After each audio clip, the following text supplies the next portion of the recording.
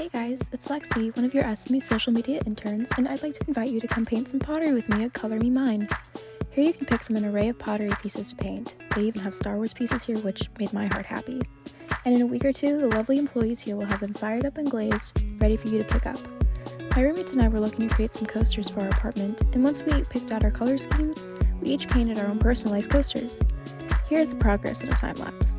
Color Me Mine is a great place to go on a weekend where you just want a creative outlet for your brain to decompress after a tough week of classes or exams. You don't even have to be an artist to enjoy this weekend Dallas activity.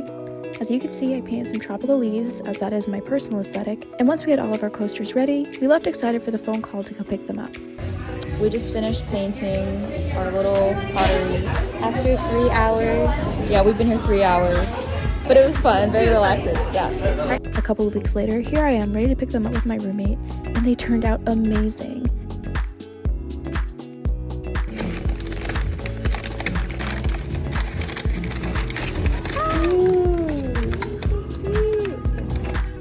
Oh, that's so exciting. Overall, if you're looking for a fun, little creative outlet to do with your friends, Color Me Mine is a great option of something to do in Dallas as a college student.